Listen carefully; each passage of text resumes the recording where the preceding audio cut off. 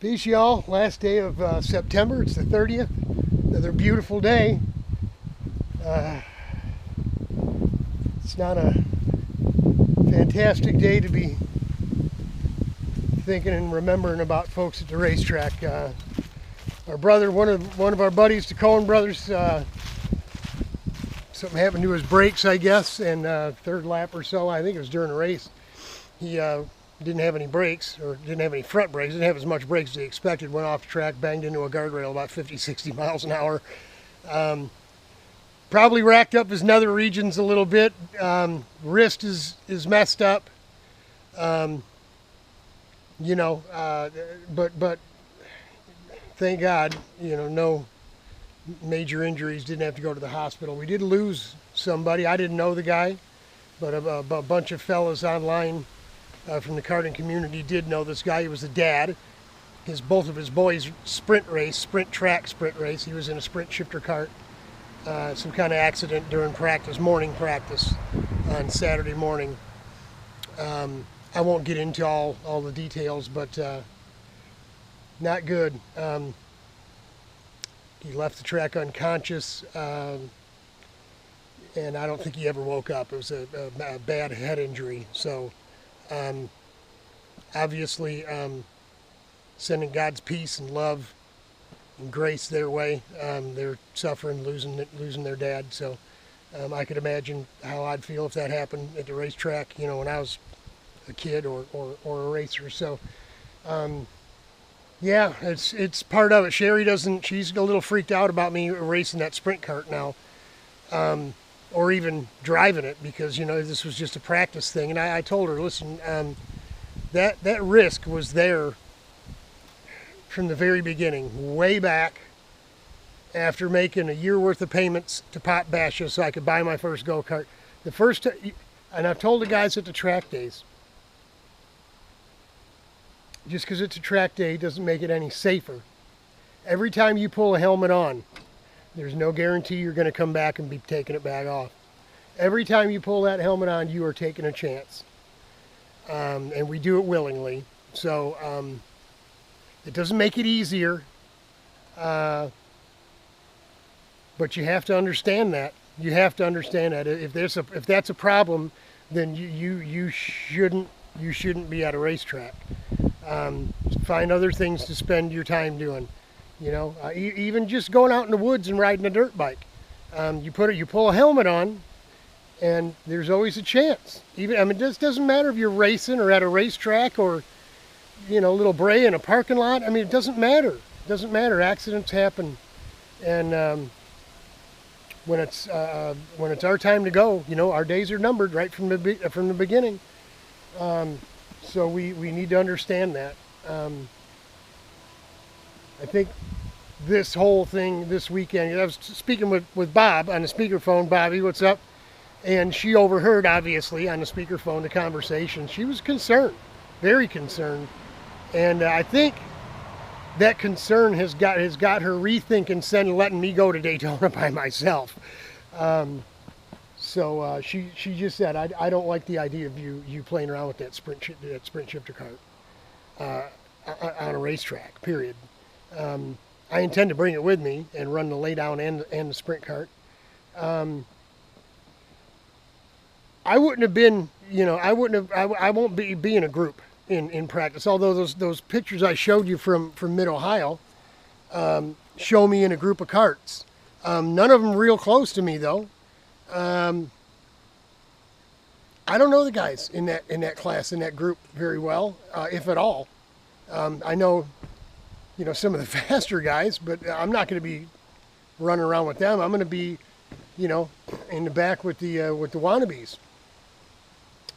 And I'll tell you, so somebody nerfs me, rubs me, bumps me the wrong way. Trust me, I'm gonna let them know, because I don't come from a sprint track, and that is acceptable. Not only is it acceptable at a sprint track, it's expected.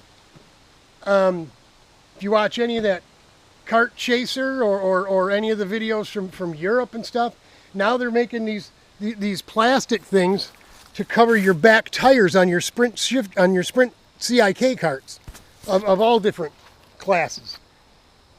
Anti-launch, like a quarter panel. How about we just throw people out if they make any contact at all? Throw them out. Go over like the police, surround their rig, make them pack it up and get the hell out as fast as they can. Be on them constantly. And you know what? You make an example out of one, I bet you anything it'll stop within half a season. You won't have it no more. See, the promoters and the track owners and the sanctioning bodies all have to agree.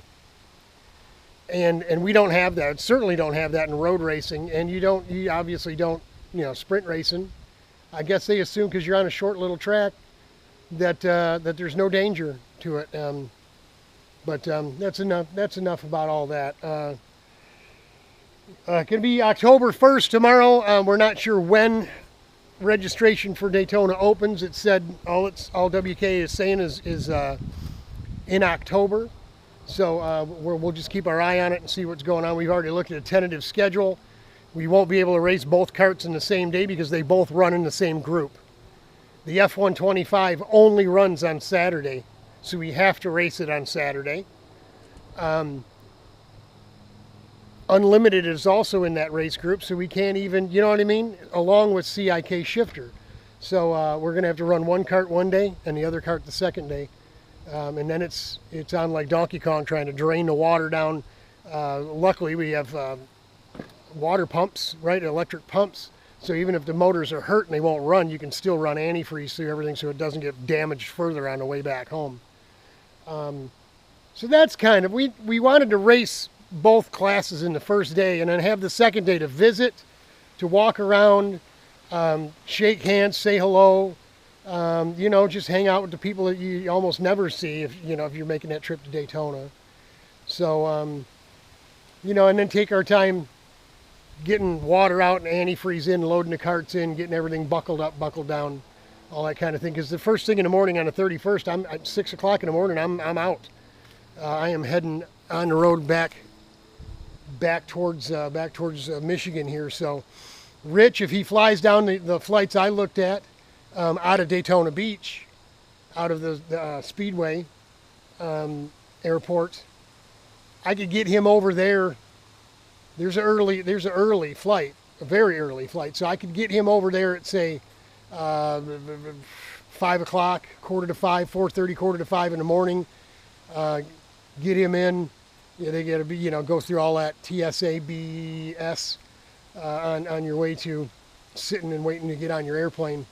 And then I could head out, I could take off, turn and burn, and get going. So, Rich don't have a flight yet. He hasn't even got the enhanced license yet. A lot to do yet on that front, and with the kart as well.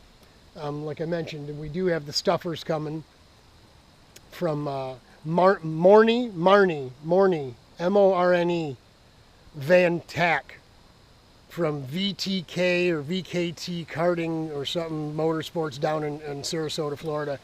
He's ordered a couple up through Italy because he's a Vortex dealer, so he's getting us a couple of those. Rich, hopefully, better be coming over this weekend. No excuses. We got to foam up this seat. I got to be making a seat for that kart and get it mounted. There's a little bit of work there. I got to but flush all the brake fluid through to get all fresh new brake fluid in the kart. And check everything, go over everything. Obviously pressure check the engine once we get it all back in one piece. We're putting the big carburetor back on because we didn't get to go run it at Pittsburgh. That's what the little carb was for. Hindsight 2020, huh? We were going through the motions to take it to Pittsburgh and dropped the conveyor or the stuffer and it broke, as you saw. So everything happens for a reason. Maybe we weren't supposed to be there because we were going to take the sprint kart too, I believe God's in control of everything. He's got his hand on everybody's life, and certainly mine as well. And didn't get to go. Joe Wallace, pre-entered, paid for everything. Something happened with his family. He couldn't go. Everything happens for a reason. The Lord keeps you off the racetrack for a reason. So there's no telling we're going to make it to Daytona. We're going through the motions, but we're going to make sure that everything we spend money on is refundable. Up to this point, we're good. So that's it. We feel pretty good. We're going to cut a little grass. So like I said, today's Tuesday. I did decompression yesterday because we got the bat guys coming to remove everything on the house and seal it up. Remove the bat poop in the attic. Remove the insulation that they pooped on in the attic. HEPA filter vacuum, all that stuff. Then they drop a bomb up in there and they bomb all the attics in the house and disinfect or whatever the whole attic up there. And then they'll blow in new insulation. That and remove the little bat doors and then seal everything up and they're out of here. So I'm guessing that's going to be a good, probably 4 hours, I'm guessing, you know. So that's on Friday. That's going to bust into my decompression time. So we're going tomorrow to back to the chiropractor to do our Friday decompression on Wednesday. Thursday I go and get ultrasound of my leg and have my blood drawn. So next week, during the week, I go to see the hematologist, the blood doctor, and see what's going on with my DVT. What the lower clot in my lower leg is gone. It's been gone since right around the time I had the heart surgery. So I asked the doc, is there any way that thing broke loose and got into my, and was causing all that? And he said no. But obviously, if one of them dislodged and is gone, the other one could be dislodged and gone too, for all we know. So I only see that doctor once a year. I like to have an MRI or the ultrasound done so we can see what's going on. If there's any more, if maybe they're all gone, one's gone, whatever. And then of course the blood test will back all that up. So busy this week. Look, we got her together. We started putting some shelving units up. We got one more relatively tall one to put together here. Richie's old 4-shelf unit. So made Sherry her nice little area here where she can, with her dirt, she can fill up her flower pots in the spring. A lot more stuff needs to go in here yet, but we're just getting started. We're just getting started. Kind of getting it set up the way we want it. We need to be able to walk around to be able to knock the snow off the top. Lawnmower in the front, be able to get the plow on the front of it if we have to. And we got the big tarp, the big kind of worn out one that we got from Big Jim Lorang over there when we got the ladder. We got 3 of those. One of them's in the trailer we can use at the track to go underneath our 10x10 pop-up. And then we got another big one. It's kind of worn out, faded and stuff, but it's perfect for what it's doing. Most of the stuff that's underneath there are going to stay there. The snow blower's under there. You're not going to pull start that thing. It's got where you plug the extension cord in and you push the button and it'll start and go. So since there's an outlet over there, I may just leave it over there for the winter. And if we absolutely need to remove lots of snow, then we'll take it from there. We'll take the top off before the snow season starts coming. But we'll just make sure we got enough weight on it to weight it all down. All the wood has to be put away or covered up. Obviously, this stuff is from those 12-foot long skids that Richard brought over. All the 4x4s are up in the old kids' playhouse there. But yeah, we're gonna have to do something with this stuff. We got trees to cut yet. Those 2 big cedar trees out in front of the house. That's what those are.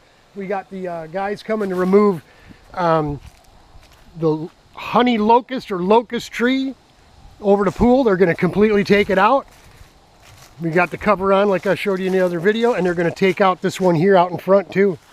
Both trees, I believe, in the same day, in the same trip. They're going to cut it all down, cut it up, grind it up, take the wood away, grind the stumps. Gone and gone. No more crap in our pool, no more crap in my gutters. We're working on it. We got to wait until winter. The apple trees are dormant. You can see this one here didn't really give up much. I cut on it in the spring, but it must have been too close to growing season because it didn't really get many. It had some leaves on it, but it really didn't have any apples. And you saw what happened with this one. Was only giving up half the tree was little cherry-sized apples, and the other ones were a bit small. So there you go. We're getting her together. It's becoming a usable unit. fingers crossed that, you know, it doesn't get a hole in it or anything with the blowing, freezing snow and cold. That'd be a bummer. But I think if we take care of it, it'll take care of us. So I'm going to cut the side 40, blowing everything that direction, and weed whack the heck out of the ditch and the ditch out front. So we got to get on this mower and tear it up a little bit. It's been about 2 months since I've been on the mower. Sorry, Kenny. I'm going to do it myself. Godspeed, God bless. Thanks for praying for me. I'm feeling good, feeling strong. So moving on down the road. Keep smiling, keep looking up. It'll get better because Jesus is coming. Isn't that right, Todd? Love y'all. Take care. Peace out. We're going to cut some grass. Beautiful day. Just absolutely beautiful. Thank you, Lord.